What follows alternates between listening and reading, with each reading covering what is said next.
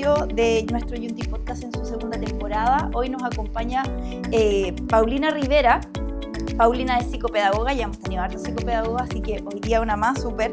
También es profesora de educación diferencial y actual directora del área de inclusión del establecimiento My Flower School. ¿Está bien lo que dije? Sí, ¿Me bien. faltó alguna cosa? No, está súper bien. Pauli, súper importante, también estuviste en la mesa técnica de la ley de autismo, ¿no? Sí. ¿Cómo fue ese trabajo? Qué interesante, porque hoy día hemos encontrado como una trayectoria de hartas personas que estuvieron ahí. También hoy día, con el pasar del tiempo, hay una mirada, digamos, de este proceso que también es relevante ir mencionando. Mira, es súper importante, yo creo que puntualmente también para los psicopedagogos, un poco la trayectoria y cómo llegué ahí a representar a la psicopedagogía en esa mesa fue a través de una agrupación que conformamos, la agrupación de psicopedagogos y psicopedagogas de Chile, donde en el fondo solicitamos ser parte porque creíamos que era importante hacer voz también en esta como conglomerado que llamaron para ser parte y ser voz, donde en el fondo fuimos invitados pero con las puertas abiertas. Y en ese sentido nos llevó a pensar que era importante generar la Asociación Chilena de Psicopedagogía, que en este minuto está ahí conformada. Vamos a formar luego la directiva, pero en el fondo yo seguí participando, comencé con Juan Pablo Galás, fuimos juntos y luego seguí yo, continué como con el trabajo. Hasta el día de hoy soy parte de la mesa técnica de la ley de autismo. Y bueno, y ahí en este minuto hay representantes de, por ejemplo, está Macarena Kreff, que es la encargada, la directora del Colegio Fonoaudiólogos. Está Chantal Garay, que es un referente en la comunidad autista, que hoy es la persona que llevó a cabo para que esta ley se cumpliera y en el fondo se aprobara. En la Fundación FUAN, con Gabriela. Está Daniel Cid también, que él es kinesiólogo, que es fundador de la Fundación FUDUS de Movimiento. Está Gillian Navea, que es la que es psicóloga, activista de autismo. Pamela Yáñez, que representa la Asociación Chilena de Educadores Diferenciales. Que también estuvo en un capítulo hace poquito. Exactamente, y hemos hecho un equipo increíblemente con una mirada transdisciplinaria, donde cada uno se aporta el espíritu de llevar a cabo un poco de lo que queremos hablar y ser voz de que en el fondo tenemos que prevenir. Hoy día, lamentablemente, hay mucha controversia con el tema del autismo. Se enfocan mucho en el incendio, en la desregulación, y no van más allá. Lamentablemente, no quiero generalizar, porque también hay personas que sí están muy al día y muy presentes y muy responsables en la forma de abordarlo, pero como en síntesis y como mesa de trabajo de la ley de autismo, apuntamos en el fondo al respeto por esa sobrecarga neuropsicológica que hoy sufren los niños con autismo en los colegios. Y en el fondo el rol es concientizar y hacernos cargo de que en el fondo tenemos que hacernos cargo para bajar esas barreras que existen a nivel sensorial, de empatía, de comunicación con ellos y de ver cómo podemos avanzar en ese sentido, y de que no es un tema de conducta, sino que tiene que ver con la condición. Y de que es un derecho, en el fondo, de acompañarlo. Sí, eso es súper importante, hablarlo como un derecho, esta mirada transversal que tú propones, porque, claro, hoy día la preocupación también está en los niños, pero esos niños están haciendo un tránsito también hacia la vida universitaria, hacia la vida adulta después, de forma posterior. Entonces es bien importante poder dar esta mirada transversal, como tú dijiste, y bueno, me imagino que ahí van a haber desafíos todavía por los cuales cumplir en relación a la ley, y estamos aprendiendo todos de todo este proceso. Mira, con lo que tú dices, hoy en día estamos trabajando con el Ministerio de Educación. No ha sido un poco fácil, porque nosotros trabajamos durante un año entero. Quien nos convoca es Marcela Villegas, que es quien estuvo a cargo de la bajada de la ley de autismo. Ella es un referente, yo la admiro, he aprendido mucho de ella, pero en el fondo ella también marcó un hito histórico. Generalmente en el Ministerio de Educación, históricamente se toman a puertas cerradas decisiones, donde no hacen parte a voces claves como la comunidad autista en este caso, profesionales que trabajan en el área y que están ahí en el día a día, que están en el aula, que están escuchando a las comunidades. Entonces eso es histórico, lo que hace primero Marcela Villegas. Y segundo, la clave es mantenernos unidos y trabajar por eso. Eso es histórico. Y lamentablemente ha ocurrido situaciones como de logística en el ministerio, donde documentos que trabajamos hoy están a la espera para salir. Obviamente que desde la confidencialidad nosotros tenemos que estar ahí atentos. A la espera, claro. Sabemos que está hoy día en la revisión jurídica. Se han comprometido con nosotros para poder seguir trabajando y tener unas siguientes reuniones. Debería salir en septiembre. No ha sido fácil este último tiempo cuando sale Marcela Villegas, como la fluidez en el trabajo.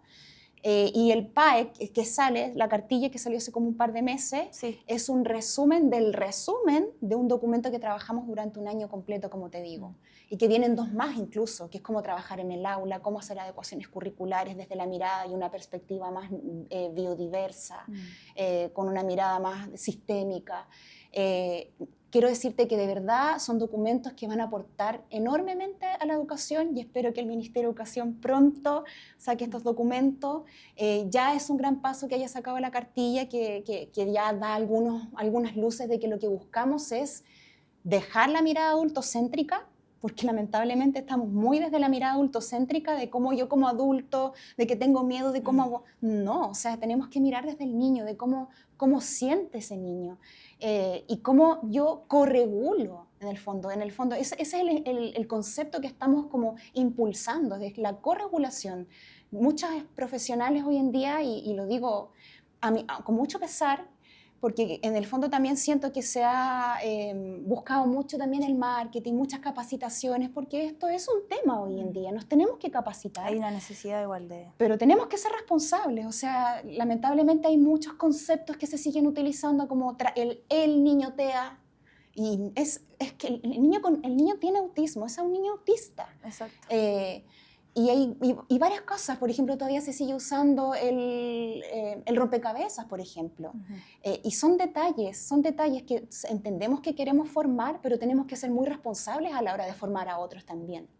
Y ser muy responsables con la comunidad autista, de escucharlos. Muy respetuosos con ese proceso. Exactamente. Sí. Y acá, eso no está pasando hoy en día. Acá también hemos tenido conversaciones con fonoaudiólogos, con padres. Estuvo Ana, una mamá que trabaja con Francia Castro, que lanzó un libro, porque ella está dentro del espectro y sus hijos también. Es súper interesante poder mirar eso que tú mencionabas, a los profesionales, a la familia, a los propios estudiantes que hoy día a lo mejor también son un poco más grandes y tienen la capacidad a lo mejor de expresar algunos elementos que son centrales para este proceso. Así que sin duda hay mucho por lo cual todavía seguir trabajando, seguir aprendiendo, pero escuchando siempre yo creo que es lo más propicio para poder avanzar y para poder los demás profesionales también aprender de todo esto. Así que, no, total, muchas gracias por contarnos un poquito en qué están, porque de repente, claro, en los colegios se reciben las cartillas, como tú mencionaste, las orientaciones, pero quizás se habla poco del trabajo que hay detrás y de todo el proceso con gran responsabilidad que han desarrollado. Así que totalmente valorable. Y volviendo un poco como al tema central, porque hablar de la ley de autismo, ¿no es cierto? Que también ahí había otro tema de que la ley TEA tampoco era la forma de llamarla, ¿no? Ley de autismo. Ley de autismo. Exactamente. Pero esto nos lleva siempre a hablar de nuevo como del proceso de la inclusión, ¿no es cierto? Como hablar del modelo de inclusión. ¿Cómo crees tú o cómo lo impulsas y cómo crees que es lo esencial para avanzar hacia una inclusión más genuina en los colegios? Mira, hoy en día, inclusión en el sistema educativo, si bien no es emergente, pero es emergente. Es como una dualidad un poco, porque en el fondo, a lo largo de la historia, nos hemos hecho cargo de alguna forma y hemos ido avanzando, ¿cierto? Como con los paradigmas que han ido avanzando, pero sin embargo se enfocaba mucho en las como necesidades educativas especiales que hoy de verdad tenemos que mirar, que es la barrera que el entorno en el fondo pone a niños que no pueden acceder al aprendizaje y en el fondo es el aprendizaje profundo y etcétera, etcétera.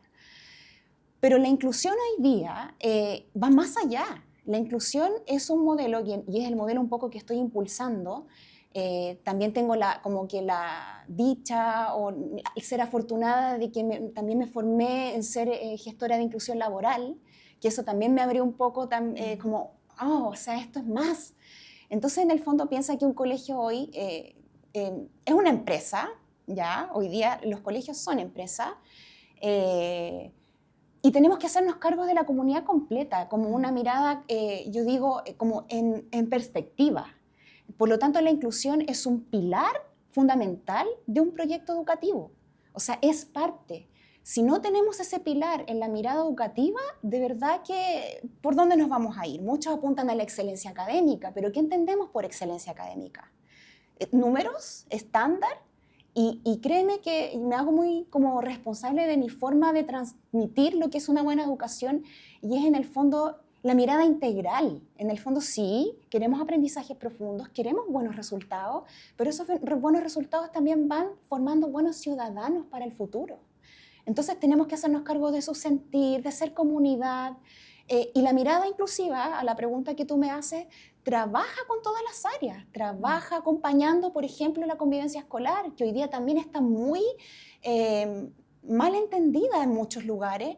La convivencia escolar promueve la inclusión, Claro, promueve la no discriminación, Sí, y lamentablemente muchos todavía están enfocados en la sanción. Y no, hoy día la convivencia escolar promueve la prevención, promueve una mirada inclusiva, y por lo tanto la inclusión se ancla con la convivencia escolar. Claro, son elementos que tienen que ir de la mano, totalmente. Tienen que trabajar de la mano. O sea, hoy día estamos realmente... Es como que tenemos que ser responsables de trabajar articuladamente todas las áreas. Y el área de inclusión es un área que yo digo es como que la que te acompaña, es como el ancla con todas las demás áreas. Porque no solamente son necesidades de aprendizaje, es diversidad de género, es diversidad en su totalidad. Y tanto desde los apoderados, desde las comunidades de centro de padres, por ejemplo, desde el centro de alumnos, de cómo los hacemos parte, de cómo ellos son voz. Y ese es como el modelo un poco de que la inclusión es un pilar en el proyecto educativo en colegio. Sin duda que sí. Oye, ¿y cómo sería el tema o por qué la coordinación entre distintos equipos, por ejemplo, va a ser clave? Porque tú hablaste de la convivencia, entonces ahí yo al tiro me voy a esta mirada del equipo de convivencia y el equipo a lo mejor encargado de la inclusión. ¿Por qué es clave esto para hacer una mirada transversal, como mencionas? Mira, es clave porque también la tendencia es como yo no me hago cargo, esto es de convivencia, esto es de inclusión, y no funcionamos así. Yo siempre como que doy el ejemplo de como nuestro sistema o nuestro funcionamiento cerebral, que es articulado, que es armonioso. Por lo tanto, debemos trabajar en armonía, porque muchas veces sucede que hoy es un fenómeno lamentablemente que se ha tornado más hacia lo negativo que a lo positivo, donde las regulaciones emocionales muchas veces en niños puntualmente con autismo está relacionada con la convivencia, y muchas veces es como, ¿qué hacemos? Estamos entrampados. Está la circular 586 que dice que no podemos, pero no, tampoco es tan así. Hay que saber leer bien también los documentos que nos guían en educación, y cómo nos anclamos en el fondo la mirada inclusiva, la forma de comunicarnos, el lenguaje que utilizamos, la forma de actuar, acompañando a la familia también, que muchas veces no podemos negar que mucha desregulación a veces sí afecta a un clima escolar en una sala. Pero esa familia que tiene ese niño que está desregulándose reiteradamente, a lo mejor no hemos sido capaces de leer qué está pasando.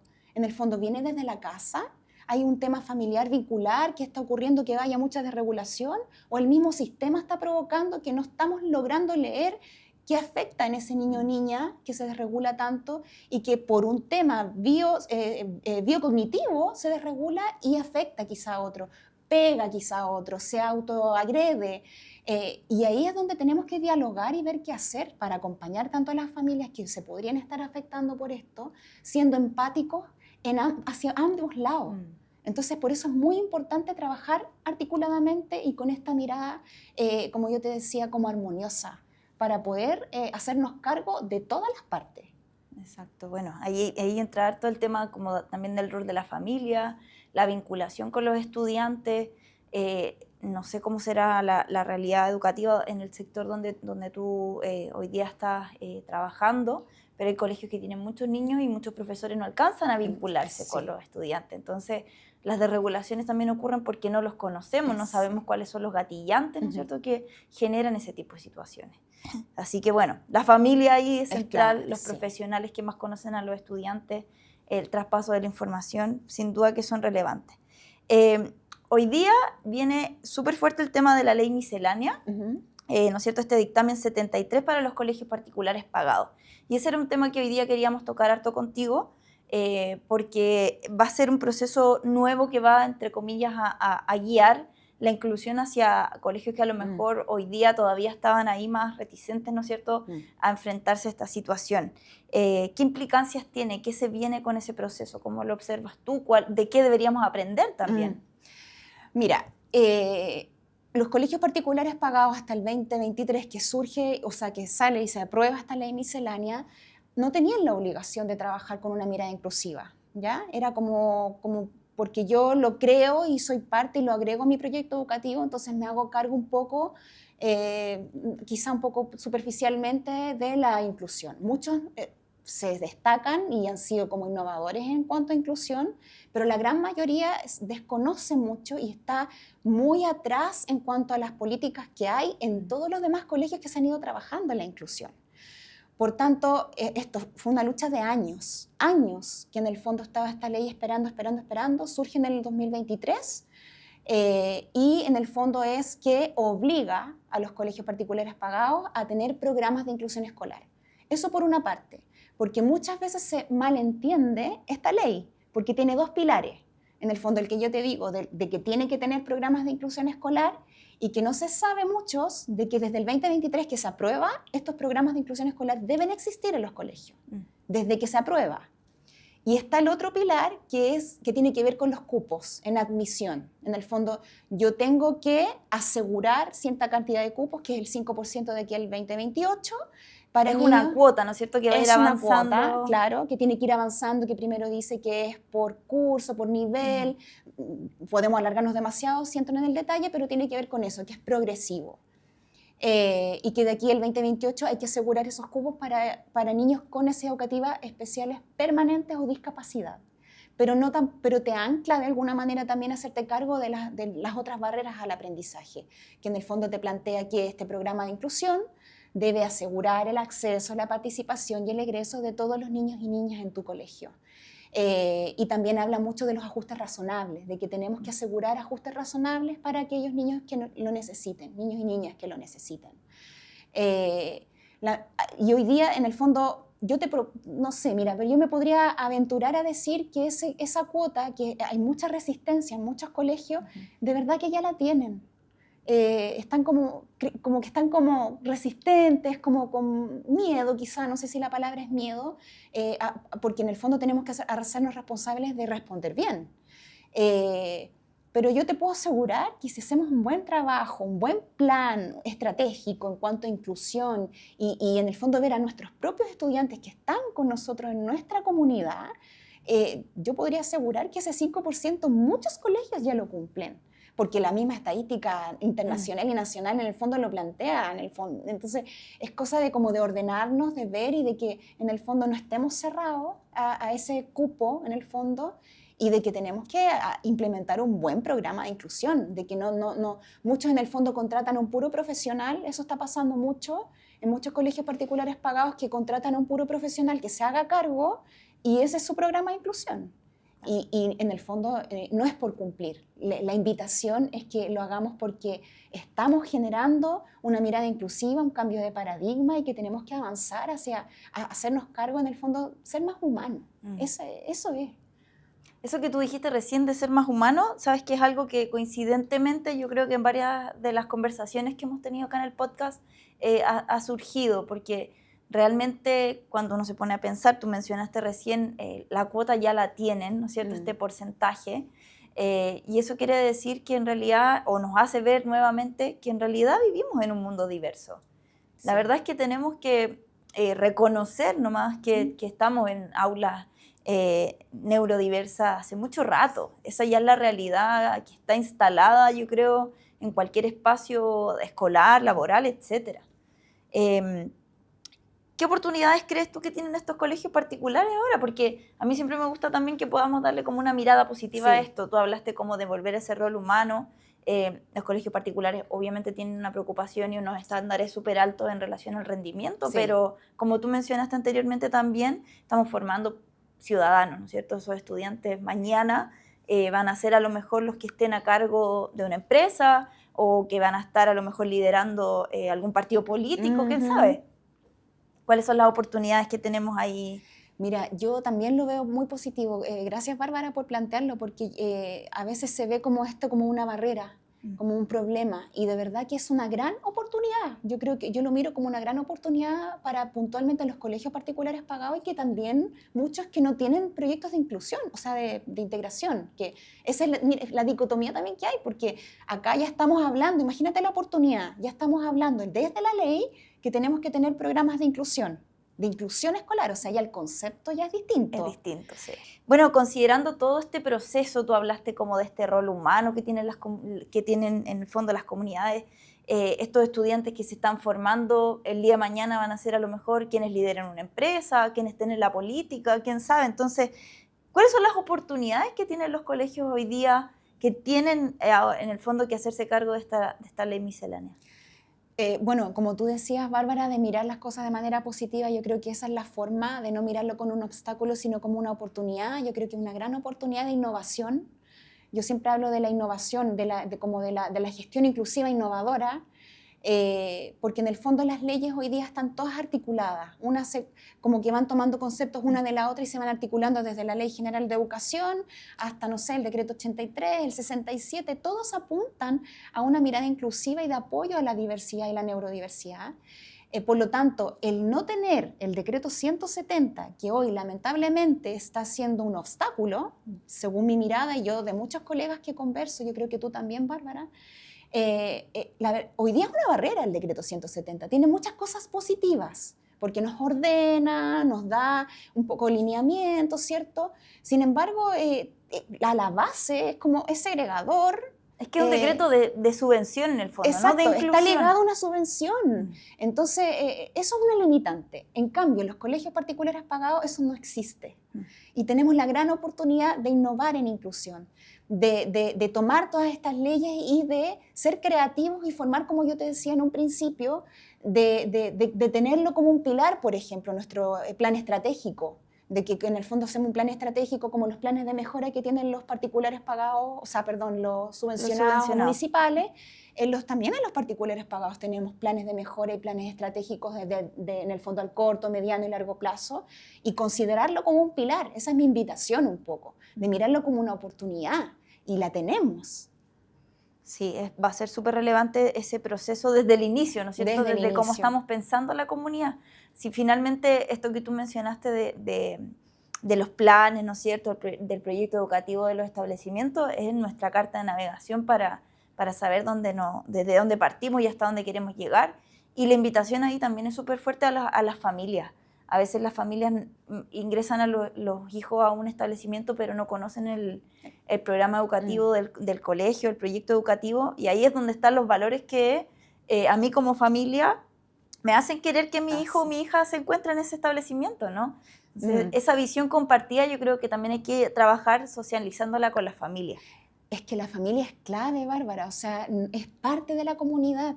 La familia debe ser parte y, como tú dices, debe reconocer este proyecto educativo, que la invitación es que todos vamos hacia allá, como tú decías, ya somos una sociedad diversa y por lo tanto los colegios, yo también digo, son mini sociedades. Y que son mini sociedades que tenemos que, como lo más real posible.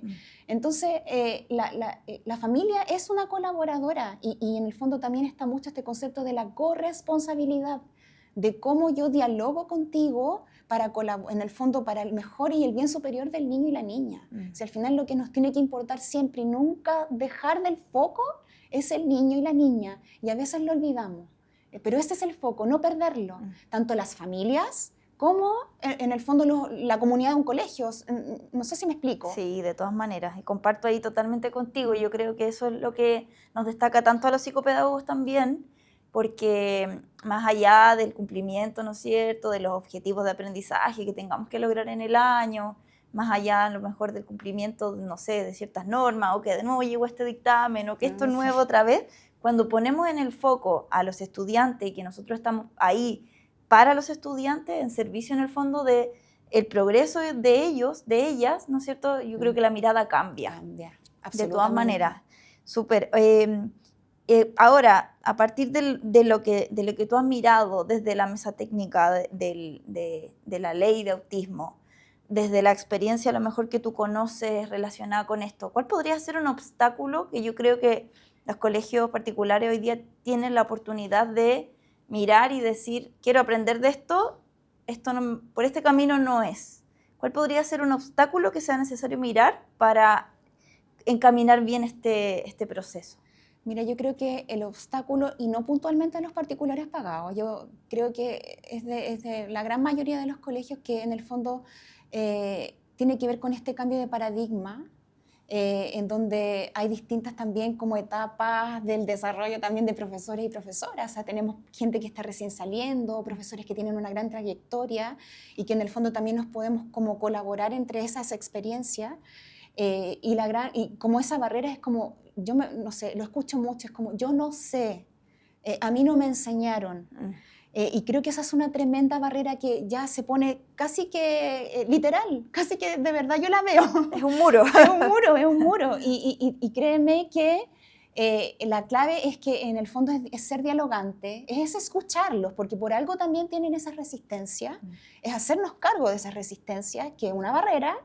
Pero en el fondo es que la pedagogía, y si mi vocación es enseñar, tengo que pensar que mi aula es diversa y que todos tienen que aprender, todos y todas tienen que aprender. Y yo soy especialista en pedagogía, yo creo que a los profesores y las profesoras hay que empoderarlos.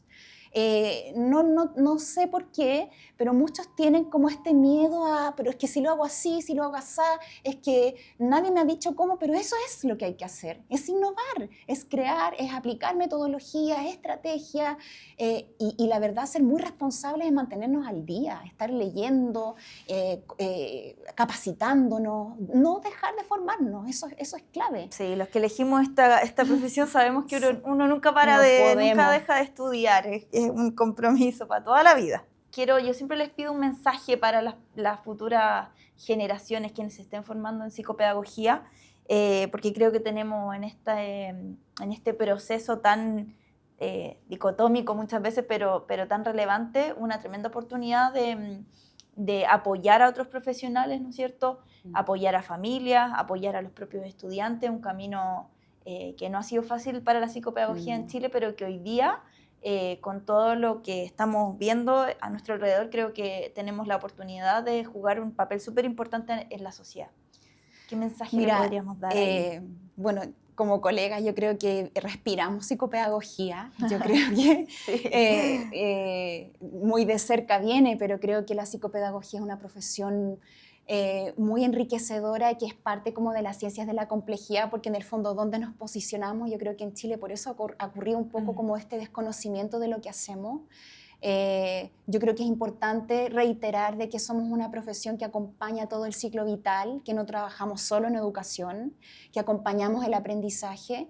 Y mi invitación a las futuras generaciones de psicopedagogos es que sigan adelante, que sigan creyendo en esta profesión tan bonita. Creo que es una profesión convocante, creo que es una profesión que abraza a otras profesiones, que en el fondo yo creo que por esencia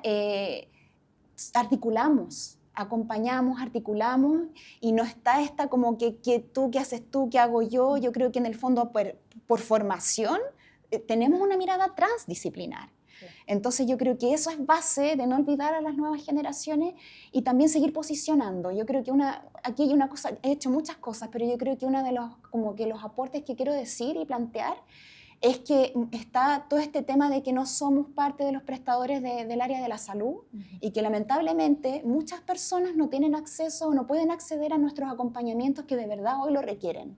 Muchas veces los derivan a lo largo del ciclo vital. Sí. Y lamentablemente hay gente que no logra acceder. Y hemos luchado por años para poder entrar al área de la salud y ser prestadores. Yo te puedo contar que con mucho trabajo logramos como psicopedagogos ser reconocidos por el Ministerio de Salud, y en esa instancia, cuando fuimos reconocidos, entramos a trabajar en FONASA. Yo trabajé en la modalidad de libre elección de FONASA, donde trabajamos la prestación del psicopedagogo, y te quiero decir que está lista. Esa prestación está lista, pero quedó un poco a la espera de ser aprobado, en el fondo de ser ingresados al decreto 16, artículo 8, que en el fondo es el decreto de salud de los prestadores de salud. Y es solamente una voluntad del Ministerio de Salud, nada más. Entonces mi invitación es que en el fondo las nuevas generaciones sigan luchando, porque ese trabajo está, y está ahí. O sea, es solo dar un paso, es seguir concientizando al área de la salud, y que yo creo que está ahí sobre la mesa de la gran necesidad que existe el acompañamiento en el aprendizaje humano. Sí, sin duda que sí. Qué bueno que lo mencionaste, porque es un aspecto puntual, una lucha que a lo mejor no tiene tanta, o que cuesta mucho más llevarla como a darle realmente una visibilidad mayor. Así que nada, pues un tremendo trabajo, una invitación, como tú dijiste, a las nuevas generaciones a seguir en este camino, a seguir creyendo también en nuestra profesión, porque tal como si los directores no creen en la inclusión, si los psicopedagogos no creemos en el posicionamiento que tenemos, no vamos a lograr seguir progresando, y sin duda que somos un aporte. Eso es lo que buscamos también, yo creo, desde la convicción súper personal de haber elegido esta profesión, ¿no es cierto? Sí. Quiero agradecerte, Pauli, por haber venido, por haber estado con nosotros. Yo creo que el tema de la ley miscelánea da para que sigamos trabajándolo en hartos capítulos. Era un tema que nosotros queríamos sí o sí tocar. Así que la invitación, no sé si quieres dejarle oír unas palabras a las comunidades educativas que van a tener que enfrentarse ya de forma más estructural, digamos, a este camino.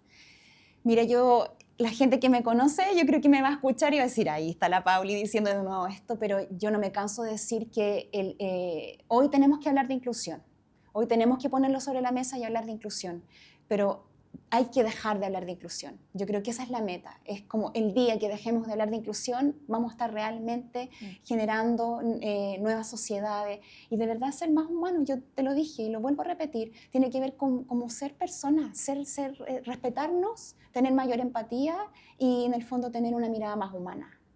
Eso, para cerrar. Super. Bueno, queremos dejar un regalito, invitada para la temporada 3. No, feliz.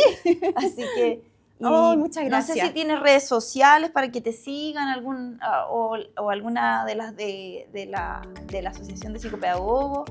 Mira, por ahora, la verdad, yo como que no me considero influencer, pero sí como que siento que me quiero ser un agente de cambio y como que mi plataforma para poder así como hablar cuando quiero, como decir todas estas cosas y movilizar también al área educativa y no solo educativa, también laboral. Es LinkedIn. Es mi nombre, Paulina Rivera Estefanía, y como me pueden encontrar como con todo lo que yo transmito y quiero promover y en el fondo ser como un agente de cambio, aportar a la sociedad. Súper, me encanta. Gracias por haber venido a este episodio. Los dejamos invitados a que comenten el episodio, que dejen ahí sus deditos para arriba y que también nos cuenten cómo están enfrentando su comunidad educativa, si es que a lo mejor trabajan en un colegio particular, cómo están enfrentando este nuevo desafío. Así que gracias, nos vemos en un siguiente episodio.